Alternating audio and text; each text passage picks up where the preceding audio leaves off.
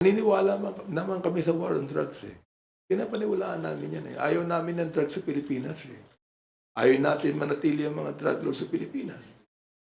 Pero, was it necessary to kill more than 20,000 people para lang ma-stop yung drugs sa ating bansa? No. Meron siyang tinabi na collateral damage. Collateral damage ba yung napatay na 3-year-old? Napatay na 9-year-old? Collateral damage ba si Kian Alejandro? O sinasabi nila, ilan ba ang napatay ng mga drug lords? Ilan ba? Oo. Sa data na kinuha namin sa Philippine National Police, wala pang 100 eh.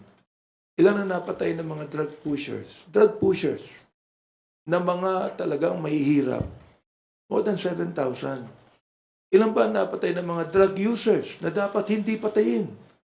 Dapat rehabilitate. 440 people. Ngayon, yung ba collateral damage ba yun?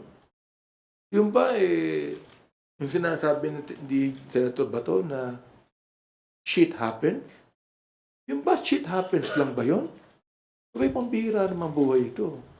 Ano ba ibig sabihin ng shit? Baka hindi niya alam ibig sabihin ng shit sa American expression. Mura yun eh. Di ba? Shit happens? Ganun lang ba yun? See that? So, ibig sabihin, kung walang accountable dito, ano mangyayari? Di ba? Namin, nais lang namin ang katotohanan mailabas dito. Oo, para makapagpagawa kami ng mga batas na hindi na maaaring mangyari pa ang extrajudicial killings. Nag-file na nga kami ng unang-unang bill tungkol dyan na making extrajudicial killings a heinous crime. Yun na yung aming pinail eh. Oo. Kaya bahala na po yung mga agencies po natin na mag-imbestiga. Dahil kami po, in aid of legislation yan. Sinabi ko na rin po, in aid of prosecution. Bakit po? We're not the one prosecuting. But we are telling the prosecutors, we are telling DOJ, yan na. Naimbestiga na kami.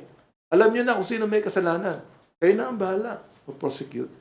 Sapagkat kami, ito lang ang maaari namin gawin.